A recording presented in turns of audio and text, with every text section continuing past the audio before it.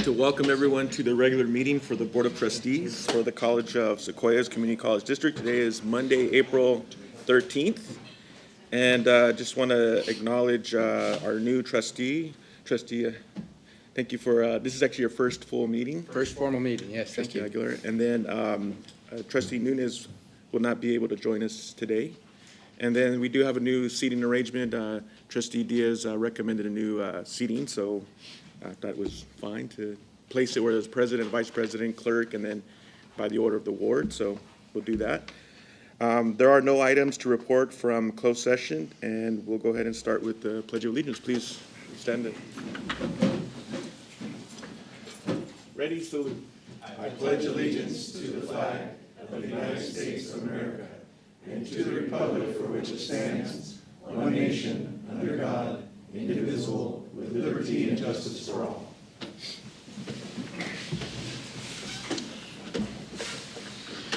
Moving on to item 5, public comment per board policy 2350. Any person may address the board at this time either on an agenda item or other matters of interest to the public that are within the subject matter jurisdiction of the board. A maximum of 5 minutes is allowed for each speaker with a maximum time of 15 minutes per item unless otherwise extended by the board. At this time, I'd like to invite anyone who would like to make public comment concerning items on the agenda. I'd like to invite public comments concerning items not on the agenda. Welcome. Hi, thank you. Good evening. So my name is Dr. Marla Prochnow, and I just wanted to share information about an event this Friday. So our Tule Valley Allies is our Native American club on campus, and they are hosting a Native American youth conference. And so we have a whole day scheduled for workshops and tours of the campus and help with like career coach and things like that. And we're also going to feed the students that come from the community. So we just wanted to share this event and bring it to your attention. Are there any questions about the event? And you're welcome to come if you'd like a wrap from Panera.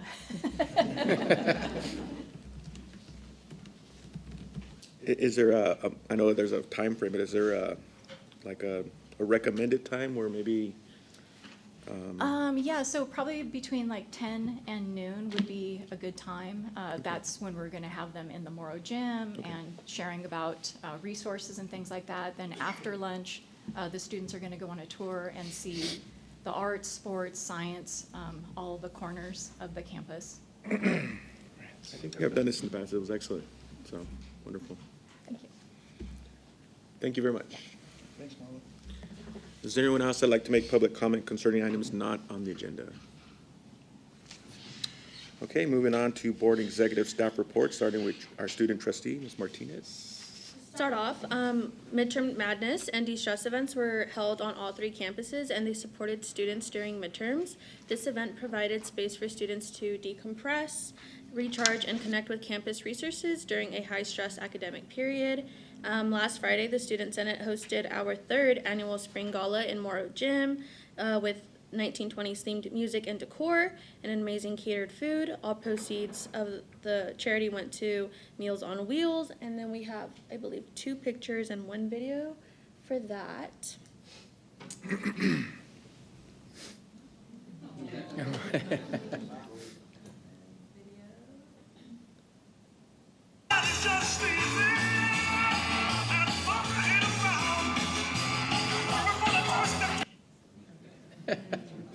And then our Hanford Highlights financial aid workshop provided targeted support to help students successfully navigate the financial aid process. The Giant Threads trailer provided 68 students with free outfits to prepare for interviews, internships, job fairs, and workplace opportunities.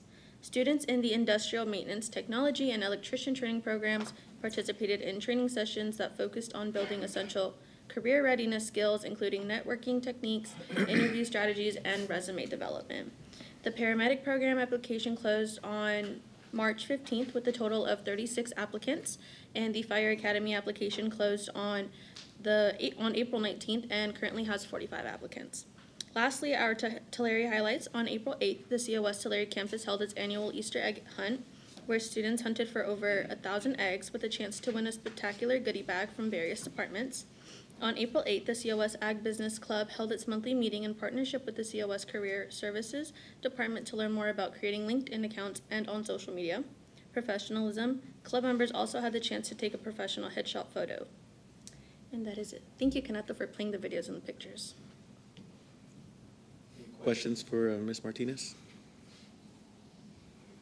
Okay, we'll move on to board member reports, starting with Trustee Diaz. Thank you. Good evening, everybody. I want to say I attended the joint board meeting between COS and the City of Tulare and Tulare Joint Union High School. I would like to, I don't know if Luann's here, I'd like to, show extend my appreciation to her for an amazing presentation, and also to Dr. Calvin. I gotta say, we always look good out there, so thank you so much. And, it means a lot to be out there in the community, especially, connecting with the high schools. Now, you mentioned that there are some other ones coming up. There's always great feedback from that, so thank you so much. That's all. Oh, and then I believe that was also your first board meeting. That is correct. Yes. Hello, everyone. I'm Robert Aguilar, and I want to thank the board again for their selection for me to serve out Mr. Sherman's final few months of his term. I did join at the City of Tulare and Tulare Joint Union High School session, which was very interesting for me because I'm a retired high school principal here at Mount Whitney, and to learn what Tulare high schools are doing was very informative, and it was really nice to see how they're addressing their student needs and the things that they're doing to improve student support in their services. So that was very, very interesting to me. And I also got to participate last week in the joint session that we had with the Visalia Unified and the City of Visalia over at the Rawhide. And I got to learn a few things about the Rawhide. I don't know if you know that there are 150 ballparks, professional baseball ballparks in the state or in the country, and we are the 7th oldest, 81 years at Rawhide. And also I learned that from the first row behind the plate, it's 18 feet, and we are the closest of all the 150 ballparks in the United States for professional baseball. I found that out as well. So it was very neat to see all the improvements they're doing to the Rawhide Stadium, and I look forward to now serving in this capacity in these sessions and serving the COS community. So thanks again for allowing me to participate. Also attended both of the joint meetings there. It was nice to see the capital projects that all of the governmental entities are moving forward with on behalf of their constituents. Also attended the men's and women's finals for basketball. Congratulations to all involved to host that event. And on behalf of all the tax receiving entities, thank you for bringing in all those additional tax dollars. I can't even imagine with that many teams and supporters, what the revenue looked like that weekend, but it had to be significant. Very good. I just want to make a quick comment that I look forward to some upcoming events. Not this Thursday, but the following Thursday is am I still in there? I'm looking very much that we've been looking for the past couple of years, a groundbreaking ceremony for our university center. That same evening, an opportunity to visit one of our local school districts to hear President Calvin share all the things about their students, how they're performing and succeeding here at COS. And so I've always appreciated those opportunities to visit, especially those in my ward, but looking at the students, how they're doing, and just kind of making them aware of what's coming, what opportunities they have to look forward to when coming to COS. So some exciting times. Busy. I know it gets pretty busy with the events, so looking forward to all those events. Okay, thank you very much. Next up, I'd like to invite Mr. Foster for a foundation report. Good evening, trustees. I do have a couple quick comments real quick. Actually, I want to report that the COS Foundation has completed its awarding process for the scholarships for the 2026-2027 year. We awarded $705,800. That was for 442 awards to 317 students. Obviously, some students get multiple awards. The dollar amount exceeds last year's $617,300 by $88,500.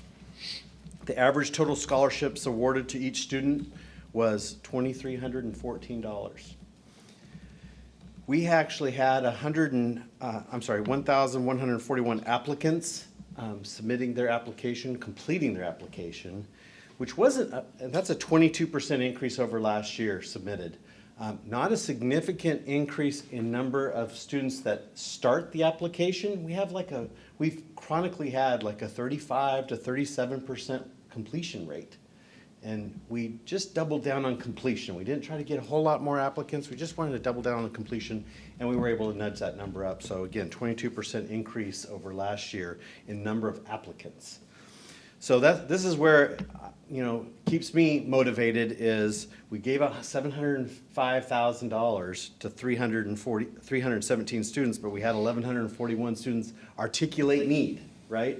And so if you kind of extrapolate that, we could have used another $1.65 million in order to give everybody the same average of $2,300. So got plenty of work to do, but we keep nudging forward and increasing the amount of dollars provided to our students. We will have a scholarship night on April 30th here at the Porter Fieldhouse. And this is where only the donors that want to meet their students will join us, and the students will, of course, join them, and we kind of create an environment in which they get to have an opportunity to really interact. There is a program, because some even want to present in front of the audience that is there. But it's a limited program. It's really focused on just kind of having an opportunity for the students to meet the donors and vice versa. So we're really looking forward to that. Again, that's April 30th, starts about 5:30. Two other upcoming events that are coming up. We have the COS President's Cup on April 24th.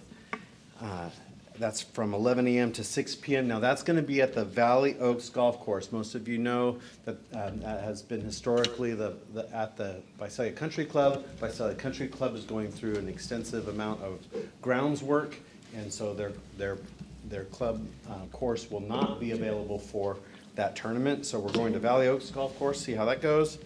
And then our Equestrian Hoedown Throwdown on May 8th from 6 p.m. to 9 p.m. That is both a equestrian horsemanship exhibition and then a dinner immediately following. I will certainly reach out to you folks via email to see if you want to participate in that. Okay. I'd just like to congratulate you on the great work you're doing to provide more opportunities for our students and scholarships. Sounds like it's not too far in the future that we might have a $1 million night, scholarship night. That's exciting to be able to witness at some point. So yeah, it's exciting. Any other reported last time? I think that we doubled. We got a doubling of the finish line scholars. Right. But that didn't kick in this year, did it? That didn't contribute to it. It did. Okay, it did. Yeah, it did. And so that definitely bumped up the average because those are $4,000 and $8,000 awards. It was an additional funding of $150,000. Not all of that was scholarships. We held some of that back to be emergency funds that we can award throughout the year. And yeah, so that 705 will actually probably go up as logistics go, and then there'll be some going down because someone didn't show up to attend in the fall, and we didn't have an alternate, or the donor didn't want to select an alternate, that type of thing. So, but those, I kind of always take this snapshot and I report to you the same snapshot, the same moment in time, so we can at least compare apples to apples a little bit. Any questions for Mr. Foster? Thank you for your report. Next up, accreditation report. Anything, Jesse, to report on? No report? Nope. Okay. We got our bill. Man. Thank you. Superintendent President's Report, Dr. Calvin. Thank you, President Macareno. I want to thank, just because Tim was just here, I want to thank him and his staff for doing a fabulous job with the Hall of Fame dinner. Another really fun evening, and but they don't come easily. Those take a lot of work, and appreciate, Tim, everything you guys do to make that special. We also mentioned the University Center groundbreaking ceremony. The Fresno State president will be here as well. That's 10 a.m. on Thursday, the 23rd, a week from this Thursday. I know it's been a busy 5 or 6 weeks for our trustees and all of us. Normally not quite that busy, but it's all been for good causes. So we got just a few more and finish out this spring. Would also like to thank and congratulate Will Hobbs and his student leaders for putting on what I'm told was an amazing student gala on Friday evening. I saw it just as it was getting started, and the old gym, the Morrow gym, was transformed into a ballroom, and really, really cool. So thank you to that group. Also want to acknowledge a couple things coming up on the fine arts side. John Sorber had an amazing concert at St. Mary's Parish downtown on Sunday. He's got another one on the 18th, which I believe is a Saturday, but we can check that. Yeah, 7 p.m. and that'll be at First Presbyterian Church downtown. Orange Coast College is coming up and doing a co-performance with a couple of our choirs. Looking forward to that. And then Michael Tackett and the band will be at the Fox Theater this Thursday. That's also at 7 p.m. And then in our own theater, we'll start our production of Meshanol. Some people say Mechanol. I YouTubed it and it was Meshanol. But at any rate, it'll start on the 23rd, run the 23rd, 24th, 25th, and then the 30th, 1st, and 2nd. Probably a matinee on that one of those Saturdays. So there's normally seven shows. And I know that tickets went on sale a day or so ago. So look out for that. We're also about halfway through our faculty hirings for 2026-27. I think at the final count, we had 15 or 16 faculty, a lot of those being replacement faculty for folks that are retiring. We're about halfway through that process. Look forward to the trustees being able to meet those new faculty late this summer, early fall. But so far, it's been amazing. Just great pools and great candidates. And then finally, I want to just provide a shout out to my new her. She's our articulation officer and a longtime counselor here. She was helping the CSU kind of work through some of the ins and outs of the new Cal GETSI and how courses from the community college system would articulate with those at the CSU level. And certainly didn't expect this, but got a letter in the mail from the Assistant Vice Chancellor for the California State University System. His name's Brent Foster. And it said, on behalf of the CSU and our transfer students, we extend our sincere appreciation for your contributions to the review of community college courses proposed for the inclusion in the California General Ed Transfer Curriculum, or Cal GETSI. Your expertise and thoughtful feedback are vital to the continued improvement of our review process and training efforts. Really, I mean, we know she is really something special. Nice to see the CSU recognizing that as well. So congratulations to Mai on a job well done. And that is the end of my report. Any questions for Dr. Calvin? Okay. Thank you very much for your report. Moving on to item 7, reports. Academic Senate President's Report. Dr. Arzola? Don't see him. Costa President's Report Update, Ms. Redden. Okay. CSEA President's Report Update, Ms. King. Thank you.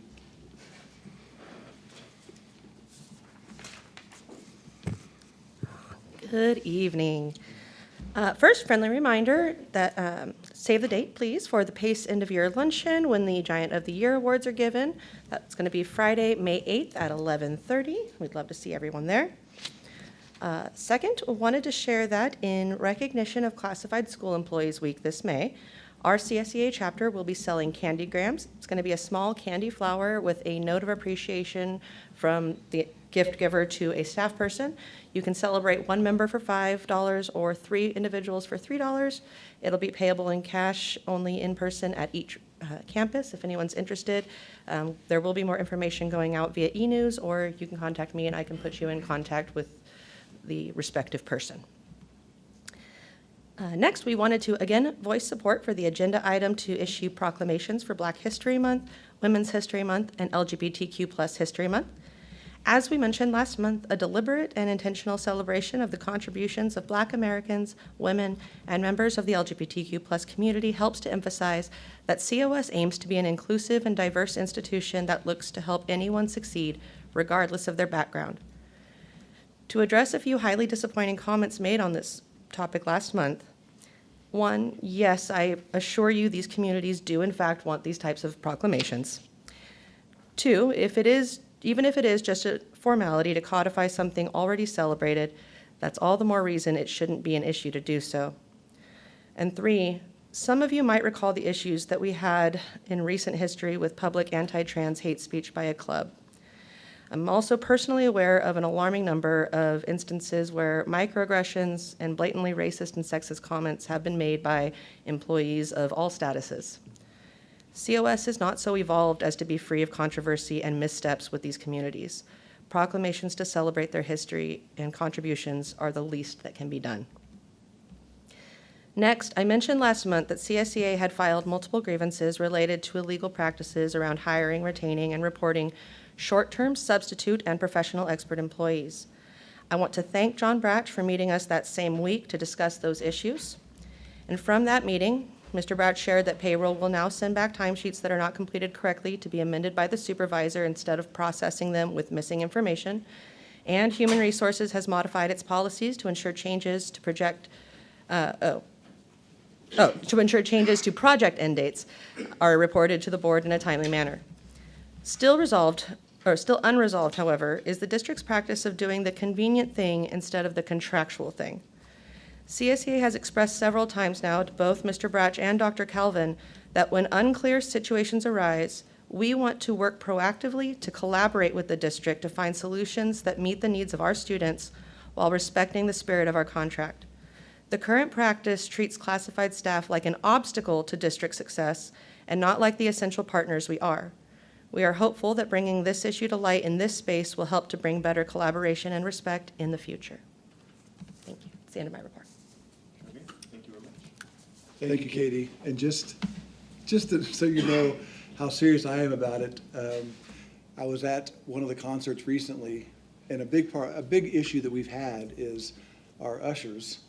Like when we hire an usher for 3 or 4 hours for a show, we need to do that ahead of time. And I think last time you guys saw that we put that on the board report. And as I'm looking at the 4, I'm just praying that the 4 that we have actually working there are the 4 that we approved, and that somebody didn't call in sick and we just grab somebody's student or something like that, because that's what ends up happening. We end up getting timesheets for people that weren't pre-approved, and we kind of feel obligated to pay them.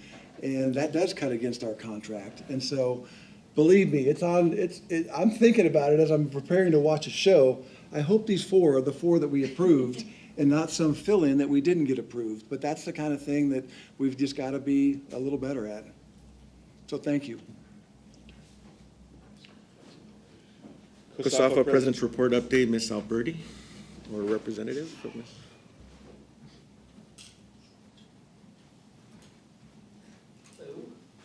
Hello, everyone. Charles, again. I actually don't have too much of a report, but I did want to say hi, welcome our new board, Robert Aguilar here, and kind of give an update on something that we were able to settle through the district and COSAFA members, and finalizing and agreeing to an MOU about the art faculty and their ability to be paid and compensated well for the work that they've been doing for lab setup and cleanup and stuff. We were able to move forward with that, and I think that's also going to set the foundation going forward when we go into contract negotiations next year, to have a really solid process in place where it's going to really help all of our members across all divisions that would require that. Other than that, I don't really have anything else. So, thank you. All right, thank you very much. Charles? That will move on to item 8, information. Actually, there's no item for information. Item 9 is consent calendar. All items listed in the consent calendar are considered routine and will be enacted by one motion. An item may be removed from the consent calendar at the request of any member of the Board of Trustees or any member in the audience and considered as a separate agenda item. Are there any items that you guys would like to consider? I would like to pull item 3, payment of bills, please. Okay, Item 6, please. item 6. With that, I'll entertain a motion for items 1, 2, 4, 5, actually, I should, minutes of the previous meeting, personnel report, 2025-2026 working budget approval, curriculum new, modified, deleted, physical therapist assistant program, out-of-country travel request, and out-of-state travel request for Metro Club, and out-of-state travel request for the Western Psychological Association Annual Conference. It's been motioned by trustee Diaz and seconded by trustee Lane. All in favor say aye. Aye. All opposed say no. Motion carries. On to item 3, payment of bills. I have a question on the first page for the district vendor payments. Vendor number 12 and 13, Atkinson's, Andelson, Loya, Rudd, and Romo. For general legal advice, the amount is there, and then for legal, human resource issues. Just wanted to ask what kind of activity was generated. I believe there was, I think, a significant increase from last month to this month, yeah. There's just been a significant, in general, a significant amount of needing help from our general counsel on issues related to union either issues, employment issues, grievances. And I would say that extends to this entire year over previous years. We've seen a definite uptick with needing to rely on Atkinson and Andelson more so than in years past. And trustees, you're always welcome to review the particulars and see. But yeah, there's been a real uptick in the amount of time we spend on a phone or on the Zoom calls with general counsel. And then on the following page,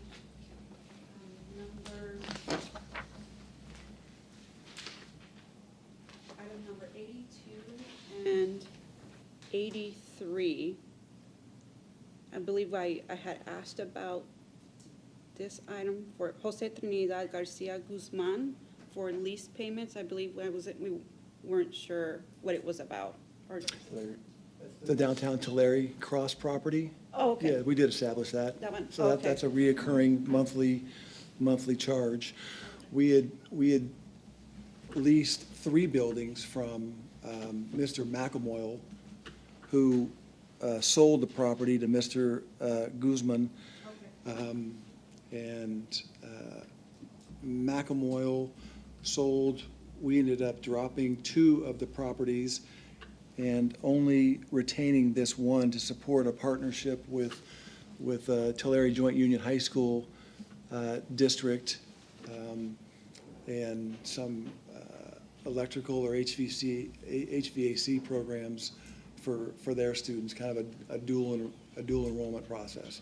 So we no longer have the other two, just the one, and it runs for another 2 years. And then last is item number 86 for Liebert Cassidy Whitmore for textbooks. I believe, I'm under the impression this vendor is a labor relations attorney. I just was wondering what kind of textbooks we would purchase from them. I couldn't answer that. I don't know, Rainbow, do you know? Was a material purchased for our hiring candidates Oh, okay. to ensure we follow the Follow. EEO. Yeah, Yeah, so it's probably purchased, if I'm guessing right, with specific funds from the Chancellor's Office for EEO hiring. Yeah, so categorical funding. Okay. Any other questions or discussion on payments of bill? If not, I'll entertain a motion. Move to approve. Motion by trustee Lane, seconded by trustee Aguilar. All in favor, say aye. Aye. Aye. Motion carries. Item 6. Item 6 is the cosmetology training agreement between College of Sequoias and Estes Institute of Cosmetology. I have no problems with the agreement whatsoever. Just for clarification, there were just some inadvertent conflicts between characterizing as a 1-year agreement and then a 3-year agreement. Just for sake of clarity, it is a 3-year agreement. With that, unless there is objection or further discussion, I would make a motion to accept and pass item 6.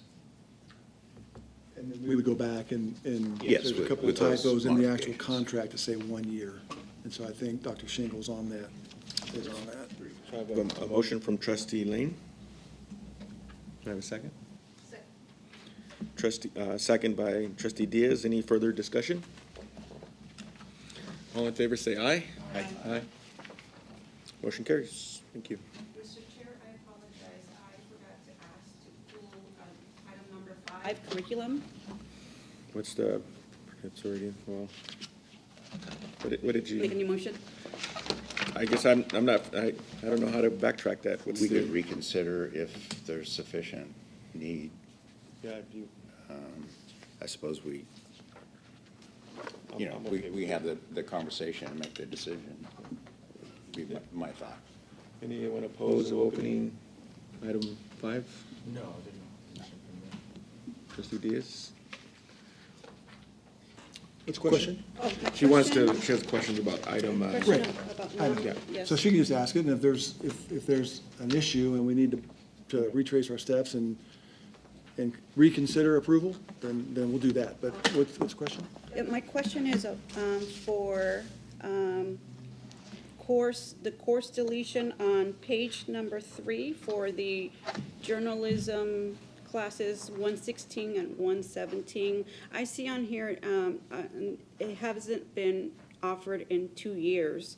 And I wanted to ask if we delete these 2 courses, will it affect the journalism program and also the school paper, and also why hasn't it been offered in a couple of years?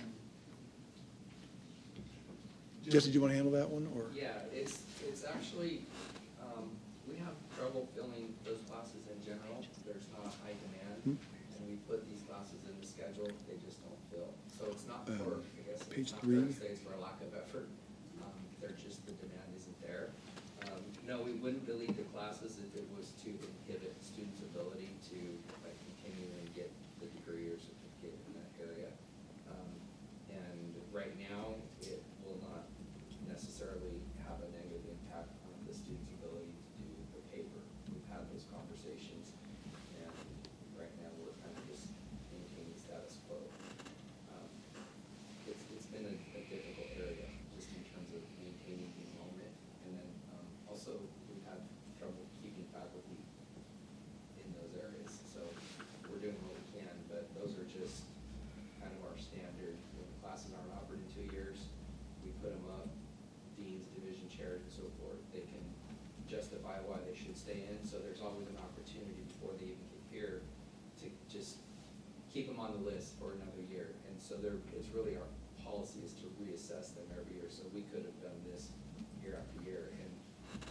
faculty are on board with deleting, then they, and there's no concerns, if you will, then they just come off the list. They can always put it back on. They would just have to go through the curriculum process again.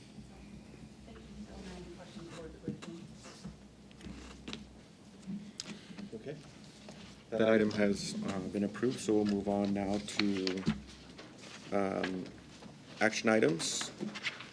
Board proclamation and for Black History Month, Women's History Month, and LGBTQ History Month. Dr. Calvin. So we've talked a lot about it. There's not a lot more I can add to it. I would echo Ms. Kane's statement that certainly this is something that we have practiced for several years, and there's no reason why we can't issue a proclamation. I would just want to maybe word it appropriately, so it doesn't sound like we're just starting this. You know, we've been doing it for 5, 6, 7 years now, and so I feel a little bit funny about, you know, like I wouldn't issue a proclamation for we're now offering math, or we're now offering welding when we've been doing it a long time. That was the only thing. So I think we've been doing this and doing a good job of celebrating these months because they are state of California Chancellor recognized celebrations, and we've been doing this for several years. So I can certainly come back with a draft if you want to just kind of deputize us to come up with a proclamation. We're certainly willing to do that. Any comments, additional comments? I would just like to thank the board for taking this into consideration. Okay. Any other? And I would just echo the fact that, you know, anybody who looked at the record or, you know, hopefully is in one of these affected groups would recognize fully that the college is committed to that. There's no question about that. It's interesting that after the fact that we do a proclamation, but if that's what's desired, then let's do that. And I would be in favor of seeing the proclamation come back on. So my understanding, a draft would be presented for us to review, or maybe I'm Sure. lost? Yeah. Okay. No, I can bring a draft back. I'm trying to think if I needed a sunshine. I mean, I have a draft that we're certainly willing to put up on the screen. If we want to just see it, if we want to wait until next time to approve it. Maybe since it wasn't in that packet, we could certainly review it, you know, tonight, but I'd be in favor of waiting for next month.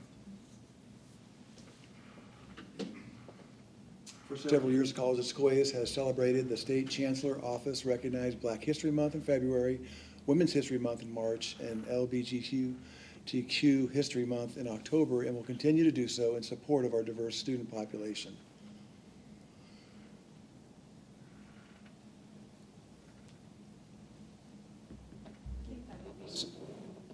Yeah, so that being a public proclamation as opposed to a written thing that you hang on the wall, this certainly encompasses what I think we should do, and that was, I think, in Yeah, as opposed to a resolution? backup. Yeah. Yeah, like Visalia Unified gave us a resolution with a bunch of whereases here because we turned 100 years old. I was thinking more proclamation, just confirming the fact that we do recognize and celebrate these months. Yeah. But That clarifies it for me. This would be shared in what platform, format? What is that, through the district website? I'm not sure. I'm lost on how that's going to be. well, it's something new for us too. Yeah. Trustee Aguilar. Yeah, so I'm just kind of. Maybe we probably put it on our website and do a press release.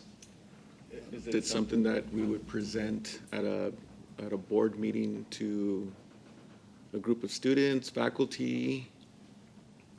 Last month we had Black History Month, we had a presentation by a couple of gentlemen. I think that would be nice to have, if they would so choose to, come and, speak on their experiences. And, and I think it would really help to, not that we already are not doing, but help, uplift the community, so, yeah. And I think, perhaps working with our marketing team, she might have ideas, I think, as to how we can implement that across the board.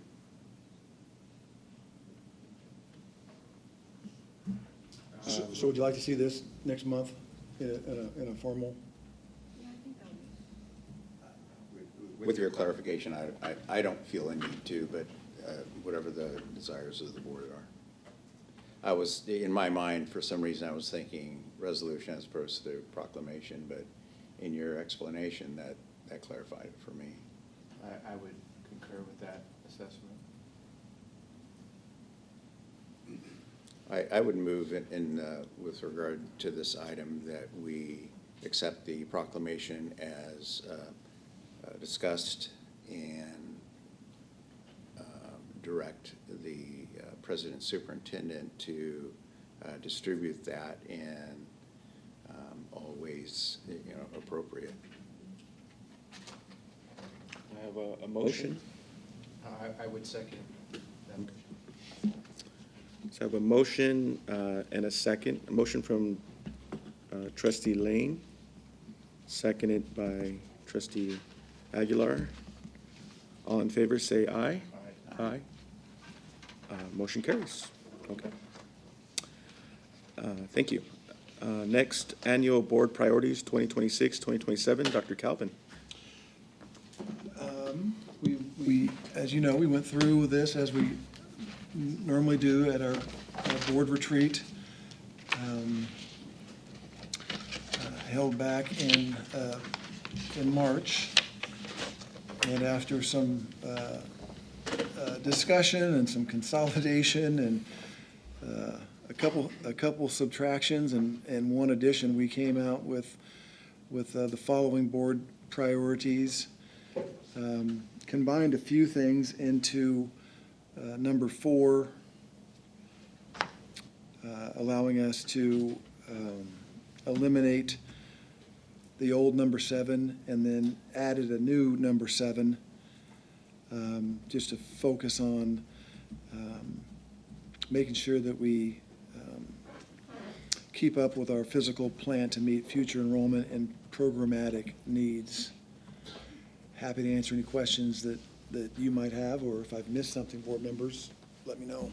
I would like to suggest for item number 6, changing the 2 words, not less, change that to greater than, so it would read, ensure fiscal stability by optimizing the state funding formula and maintaining a general fund reserve greater than the current average for community colleges statewide.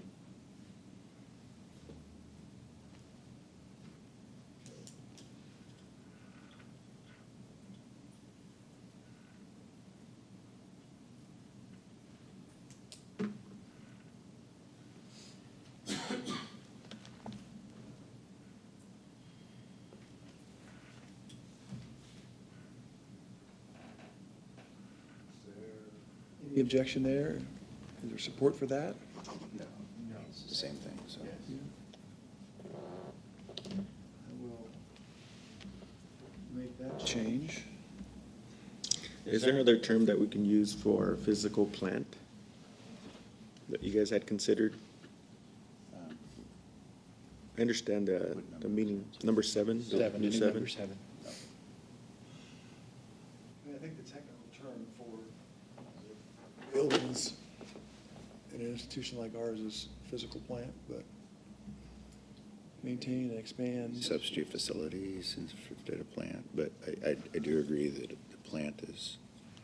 It's probably all encompassing. Facilities. No. Well, it seemed like it encompassed everything, but maybe you'd have to use more words to explain plant. Plant would probably just justify it, but I would want to see maybe Facilities? just facilities. Okay. Is there support for facilities instead of physical plant? Sure. Yes. You got it. I'm on it. Any other discussion on board priorities for 2026, 2027? If not, I'll entertain a motion to adopt the annual board priorities as presented, or as presented with edits, Those two edits? those two edits. I'd like to make a motion to approve the annual board priorities 2026, 2027 with edits, as presented with edits. Motion by trustee Diaz, Second. seconded by trustee Lane. All in favor, say aye. Aye. Motion carries. Next, future agenda items, consider options for implementation of Senate Bill 707. Recommended action, direct staff to add to a future agenda or take no action, submitted by trustee Diaz. So in your binders, you should have an item, printed copy of an items I submitted for your consideration regarding SB 707, and it's to recommend changes to the board agenda, well, to increase public participation and provide more transparency of board meetings. The requested item, if considered and approved, would provide direction to the superintendent to prepare a staff report for discussion and possible action by the board to consider options to increase public access, participation, and engagement in our board meetings. Senate Bill 707, which was passed in September of 2025, provides guidance and direction on a number of items on how this could be achieved for the board to consider. An example of the changes we can make is the current agenda setup, which allows for a public comment on agenda items at the beginning of the meeting. The current agenda makes it difficult for members of the public to properly provide public comments on items that will be discussed further down on the agenda. This does not allow the public the opportunity to listen to staff presentations and have all the information needed to provide proper public comments.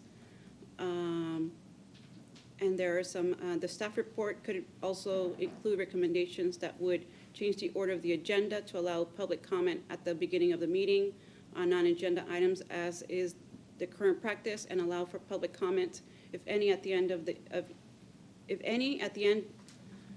end of each of the action items listed on the agenda after a staff report is presented. Reduce public comment per speaker from 5 minutes to 3 minutes per person to increase public comment from 3 to 5 speakers. Research how we can broadcast our meetings live via YouTube and upload meetings within a reasonable time for public review. Explore ways in which the public may be able to watch and participate in the meetings remotely. Provide copies of the meeting agenda for the public and provide a binder for the public review at the board meetings with all the agenda items provided to board members and other recommendations as listed in SB 707 to increase participation, engagement, and transparency. I think it would be good to have a robust discussion on these. Trustee Diaz, I think that just based on what you mentioned, even though I ask, is there any future discussion or any additional discussion, I can address it to the audience as well at that time, and ask if anyone would like to make any additional comments, during the time that before we vote or even after we vote. That's, of course, required for us to do. And so, would anyone like to make any comments right now about this topic? I would. Hello. Hey, how you doing? Mr. Lyons? Very good. Good to see you. Should I take the? Yeah, if you wish. Thank you.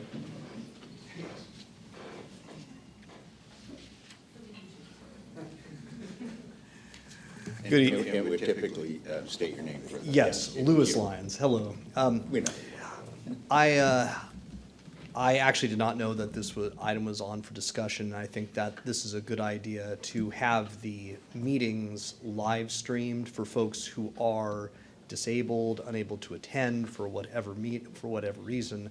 I think that to increase both public access, I think it would be a good idea to find a way to live stream these events so that, and make it so that public comment can be sent over to the board while the meetings are being live streamed. So I am in support of Connie Diaz's proposal, absolutely. Thank you. I would be in support, you just here forward if, as you mentioned, transparency, accepting any type of input from the audience before or after decisions are made on any action item. That is something that I can look directly into the audience and request, but it is available for them to do that if they wish. Yeah. Trustee, what else? Trustee Lane? Yeah, comment. So I started reading through the whole thing. I didn't make it all the way through. I forgot how many pages. It was 100 pages or something. It was a big number that I didn't get through. But I did scan through it, and I did, do a page turner on the first quite a number of pages. It's interesting to me that this is legislation that was targeted at a very specific group. I don't have it in front of me. I tried to pull it up on my phone and I wasn't able to download it, but it has a very specific definition for that group of entities. Eligible legislative bodies. Eligible legislative bodies. ELD, cities, counties, and special districts. They specifically didn't include community college districts or K through 12 districts. Right. Not that that's not coming down the road, but at this point, they have not included us in ELBs. Yeah. There was specific mention for student-operated groups. I equated it to like the Student Senate or something like that. And it also cited a number of items in favor of communication. I would say the clear majority of which we did at any rate. So an interesting language in there that talked about being at all of the elements that were suggested or required for these eligible legislative bodies. Did I get that right?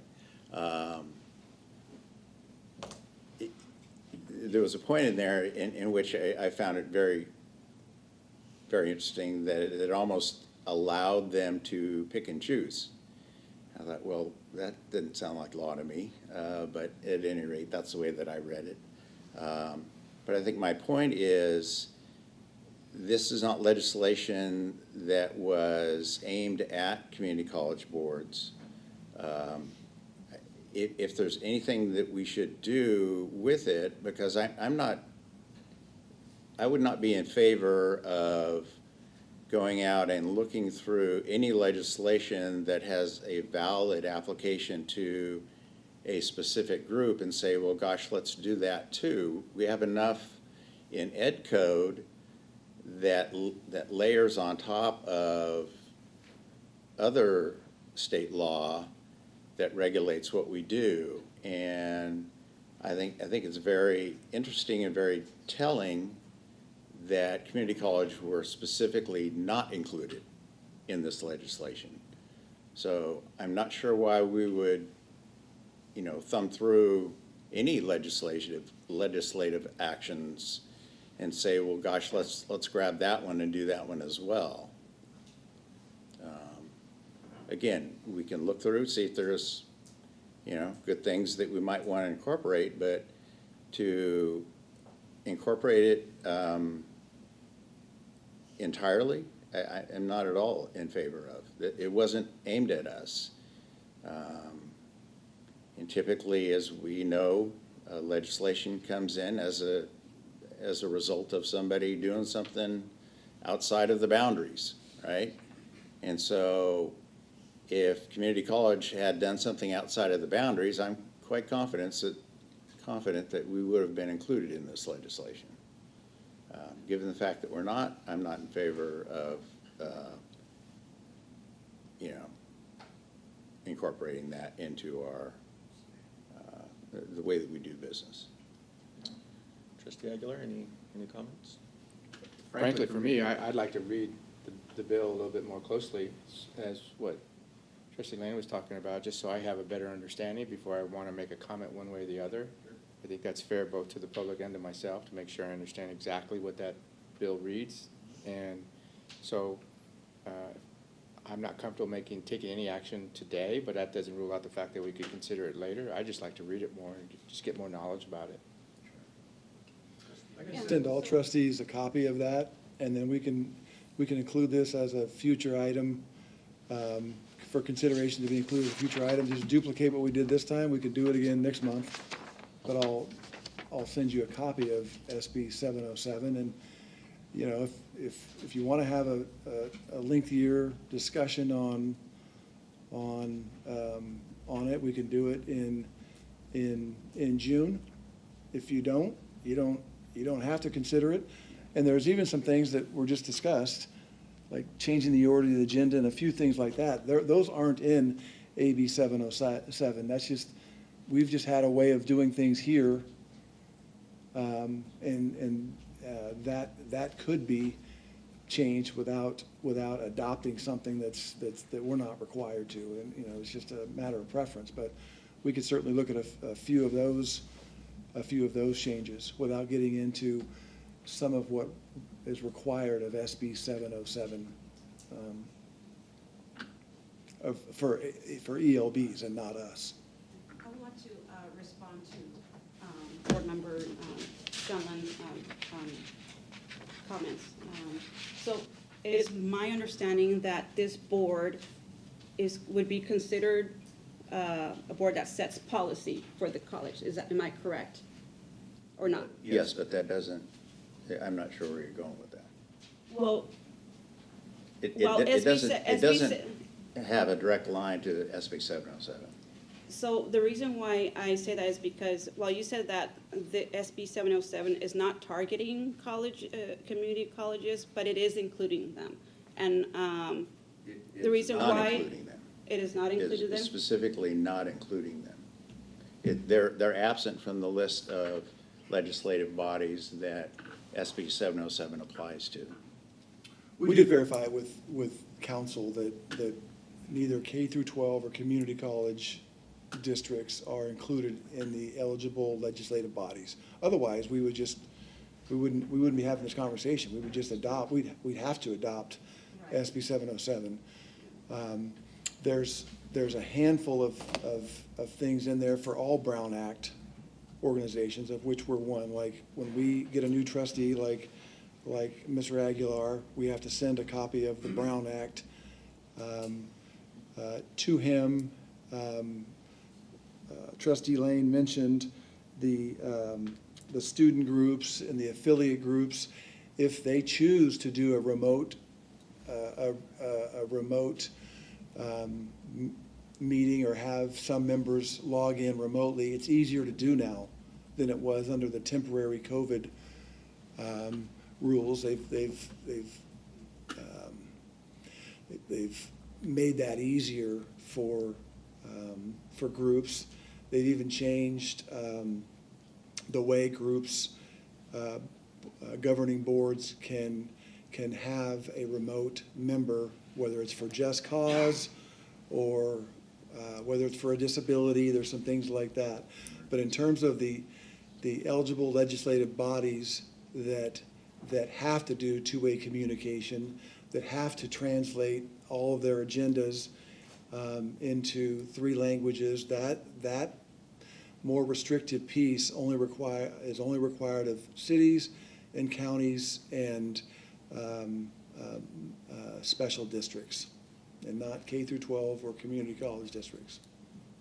Mr. Chairman, I didn't get a chance to make my public comment. I was going to ask Trustee Diaz if she's finished, and then I'll check. Did you have any further comments? No, it's just that I do recall both you and I attending the same workshop about SB 707 at our last board conference. So I'm sure you and I both got the same information. We did. I mean, the information that's required as far as the Brown Act and everything, I think that there's items there that required us to have, that we had to follow from SB 707, but as far as the additional things were targeted for specific groups or agencies, I guess, or institutions. And so, I don't have any issue with, long-term exploring the possibilities, but as far as mandating or having, there's nothing wrong with exploring and looking into the possibilities of what it would take to consider those items. Maybe I didn't read it 100% clearly if we were going to follow everything that is required from 707, even if it doesn't apply to us, or as I was thinking, there might be some things in there that we can incorporate without, we could just start today, like having Ms. Kane speak up before we take action. So for me, it was about getting on the agenda to be able to have that discussion as to, how we can, like, for example, having public comment after each presentation was nothing. It was something I believe that we've only begun doing, and it was because of this new law, from what I understand. Otherwise, we used to have the public comment just at the beginning. So that's just one example in terms of having to update our policies, not just for transparency, but for more community inclusion as well. No, and I appreciate you bringing this to our attention. Again, it maybe wasn't a focused, and there probably was times where we exhausted a conversation, and that's probably why we didn't take more public comment during our discussions. But again, I can make, I will make the effort to not only ask for discussion from the board, but see if there's interest from the audience, even before we take action, or even after we take action, as something that I think is important. And I think it would, to that point, Mr. President, I think it would be appropriate for this board to have some sort of input on that policy, if that's going to be a policy, either of the individual president or of the board itself. And I think that we should collectively, figure out what that looks like. What I'm not personally interested in is including all members of the audience in a back and forth. I say X, and then somebody says, well, no, Y, and they say Y, I say something else, and then they say, we're elected to represent the constituents. It's a representative government, and I think representatives have the obligation to look out and ensure that they're representing, their constituents. I'm not aware that also implies that the constituents have an equal position in the debate of the policy with the elected representatives. Yeah, we can. I voiced my thought on the topic, and we can definitely have a more formal policy or a method of how we gather input from the audience. But at this time, I will allow for Ms. Kane to share a comment on this topic, and then. So a couple of points on this one. I am a little bit of a local politics nerd. I attend as many local board meetings, school board meetings, county supervisor meetings, city hall meetings. I just attend board meetings because no one's paying attention and it's a little scary out there. I would like to point out, this is one of the only school board meetings that is not already live streamed and with some kind of interaction with. We are behind in that aspect compared to most school districts in the area. And it's 2026. We absolutely have the technology. If I can run a meeting and do the tech at the same time for my union, I promise with all of the staff that we have for this, we can make it happen here. I would also point out that I'm glad you brought up that you are an elected representative. As part of that, I would think that if you're wanting to fulfill that duty as best as you can, you would want to open up these meetings to as many people as possible. I am contacted every month by members asking, hey, how do I live stream the board meeting? I'm so sorry, you can't. You'll have to wait until the YouTube recording comes out, if it comes out. Or like last month, we had it was audio only. We had an issue with the video. That's not, well, my members will tell you I have a very strong theory on there is a big difference between being honest and being transparent. Being honest is doing what you are required to do, and that is it. You didn't lie. You did what you were supposed to do. You reported what you were required to do, but that is not transparency. Being transparent is doing not only what you're required to do, but being open about how you did it, why you made those decisions, why you didn't do the things that you didn't do, and how you plan to move forward. It's showing all your cards, not just what you're required to do. As a voter, that is what I expect out of my elected representatives. I do not expect honesty. I expect transparency. And I believe that most people believe that as well. So I think that's just, I know we're not making a vote today. My understanding is this would just be to get it to have a conversation at a later date. Absolutely, please do your research. I know my research does agree. K-12, all school districts are exempt from this requirement, but outside of a legal requirement, why would we not want as many people as possible to participate in this forum? I don't see any legitimate reason for wanting to keep people out of these conversations. Thank you. Thank you for your comments. Any other comments? Yes, Jose Segala, City of Tulare. Just wanted to echo those words, and I think I know that you guys are modeling having future agenda item discussions on City of Tulare, so just one point is when it's on the agenda, it's not to discuss, it's either whether you put it or not. You guys are deliberating. But in terms of, Mr. Lane, I would, invite you to visit our council meeting, visit Visalia. I think you live in Hanford. Go to Hanford City Council meeting. Public comment is provided for everybody. It's there's a way to control it in terms of like allowing, your staff could put a 3-minute timer on the screen. You got 3 minutes to say whatever you want. So it's always better to include public comment. I mean, I understand you're saying it could be a little erratic. I worked in the LA City Council. If you ever want to see erratic public comment, go to the LA City Council meetings. But I think it's good government. One of the things we have in our city that other cities have is a handbook on procedures.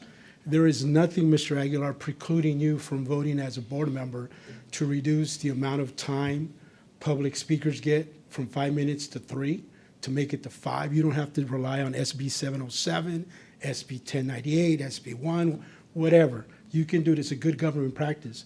With the chair basically saying, hey, I'm going to move forward in doing this, I would advise you just take off that section at the beginning of the agenda that says on agenda items, and then just ask for public comment at the end of each one. And you can limit it there. So, I mean, there's things you can do as a governing body. Yes, you set policy, including how you run your meetings without having to rely on legislation. All you got to rely is on good government principles. So if you want, there's no agendas here, there's no agendas. Well, I don't know, that's the office's agenda. But even having agendas out, city council, you go to city council meetings in the back, they have the same binder that board members get in the back so the public can view them. So those are things you don't have to rely on legislation, just good government principles. So I would encourage you to put this on the agenda for your next meeting and have a robust 2.0 conversation to see what you guys can do without having to have the state mandate it for you. Thank you for your comments. At this time, actually, does it require motions, just something? Well, yeah, it's just consensus. Okay.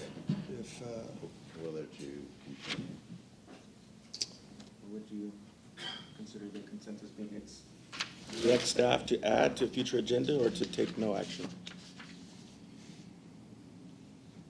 Me personally, I want to learn a little bit more about SB 707. I understand all the comments that are made, and I think there's a lot of sense in terms of how things could possibly be incorporated, not incorporated, what we're not necessarily legally obligated to do. I'm just not in a position to make full comments on that yet. I definitely want to learn a little bit more. So if that means we need to table this and move it I think it's for further not a. discussion, I'd be open to that idea. To have a discussion about it and to be able to learn about it, I think it would be a good idea to then, just put it on the agenda. That way we can, have time to research and see which ones, which policies we could update, which ones we just feel like it just doesn't really matter to us, but have a collective conversation about about that. So it wouldn't be to implement Senate Bill 707, just to have further discussions of what, if they're, because my understanding is not a blanket that we're going to incorporate everything, but we might consider a few of those items that, even though we're not mandated, that we would like to, offer as best practices, I guess. So this is more of a consensus of the board if we'd like to review or consider the options of what's That's in. my line of thinking of what you just suggested. Okay. And if we were to do that, I mean, technically, the request is to either take action or no action to consider options for implementation of SB 707. In my opinion, we have no option other than to say no action. And the reason is, that's the item. It's not whether or not you want to change your governance practices. That's not what that says. That's not what we're considering. We've already gone, we're talking about 1.0 or 2.0. We've already gone to 2.0 because we've discussed it. We're not supposed to discuss it. We're supposed to only consider whether or not there's sufficient evidence in our own minds and what might have been provided to us in advance to place it on the agenda for the second meeting. But we have had that full discussion, which I don't think anybody can complain that we didn't go above and beyond in terms of considering that.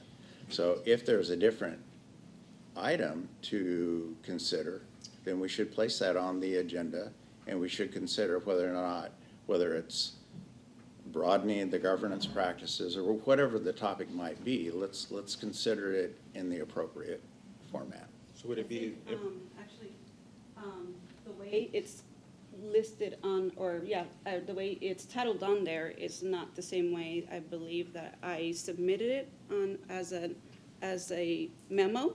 I believe you have a copy of it. Mine says recommended changes to COS board agenda to encourage and increase public participation and provide more transparency of board meetings.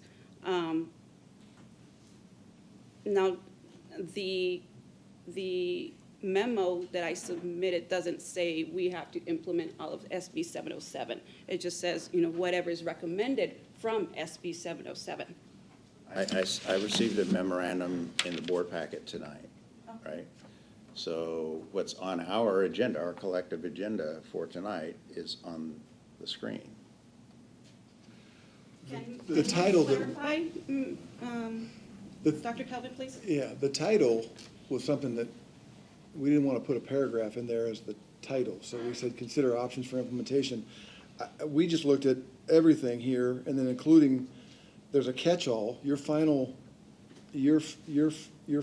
point is, as if you've missed anything in the top 8 paragraphs, you say, and other recommendations as listed in SB 707 to increase participation, engagement, and transparency. To me, that looked like a full implementation of SB 707. No, I think you were just other recommendations as listed, Well, not everything. I think Not a I think blanket. everything besides other was listed above. Can we just change it then to make it not an action item, but an information item on,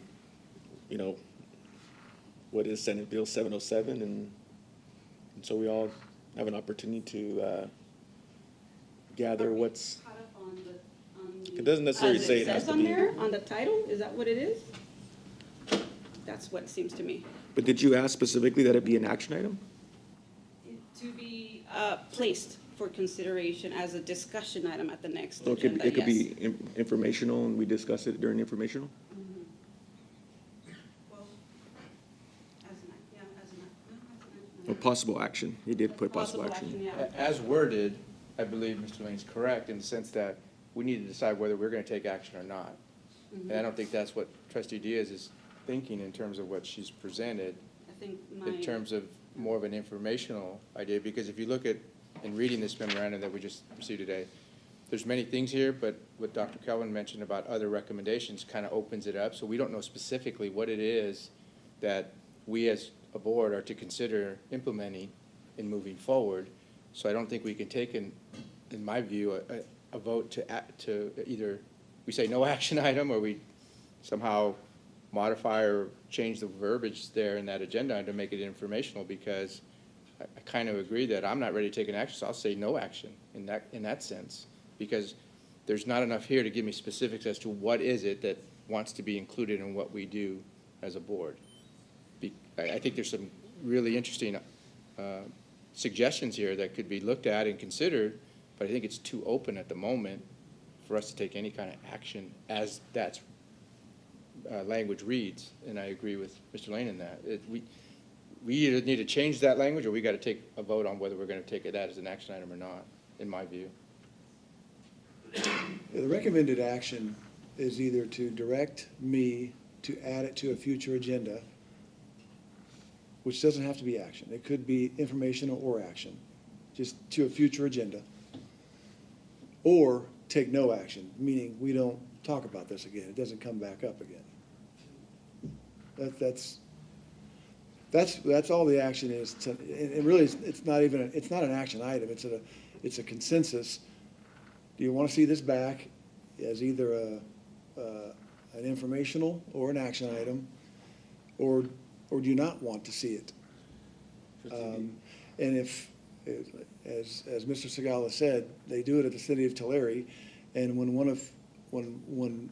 a suggestion like this doesn't have support, the minutes will say consensus was not, or there was no consensus to have this on a future agenda. Trustee Diaz, would you like to see this as an informational item next board meeting? Because it sounds like if it's an action item, then you already have to take no action today. Just as an informational item, and then perhaps see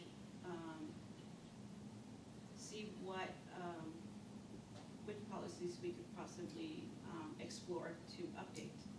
Okay. With that said, how do you feel about it being informational to learn more about Senate Bill 707? I'm not going to oppose that idea in terms of just informational. I'm always willing to learn new things, so being new, I'm okay with that idea. Okay. I'd like to remove SB 707 from the conversation, because it doesn't, SB 707 does not apply to community college boards of trustees. There are pieces, just to clarify, because I know it gets confusing, there are pieces of SB 707 that apply to all governing boards. Right. And I did not see a single one of those items that we're That we not don't already doing. Currently do. Right. And then it's the eligible legislative bodies that have a greater requirement placed on them as a result of SB 707. And part of it's the translation into 3 languages and things like that. That very few districts, eligible legislative bodies or not, are doing. So that's an example of something that only applies to the ELBs. So I'd like to ask for consideration or consensus on not specifically anything, like the title of the informational item doesn't have to have Senate Bill 707, that it's consider options to increase public access, participation, and engagement in our board meetings, and leave out Senate Bill 707, because that's not what we're asking to follow. It's just more transparency. Was that the consensus from the board? I would agree. So that it doesn't have to. I would agree with the caveat that this is not, in my mind, because I've sat in both seats, right? If I'm sitting in Brent's seat, I'm going, holy crap, that's like a massive undertaking. You wanting me to do that, you know, on top of everything that we're doing already? That's a major, potentially a major, not necessarily shift or not shift in what we're doing, but it's an exhaustive research of governance policies that other legislative bodies are including that we either are or are not, you know, and then evaluating that and I don't think that's a 1 month thing. I mean, I'm not speaking for your schedule, but I wouldn't want to bring this back in 1 month. Well, you did mention June, so is that, did you specifically? Well, I mentioned, because it just seemed like we weren't even ready to make this determination, right? Whether we wanted to have it added to a future action or information item. So I just felt like maybe a month for you all to kind of bring yourselves up to speed.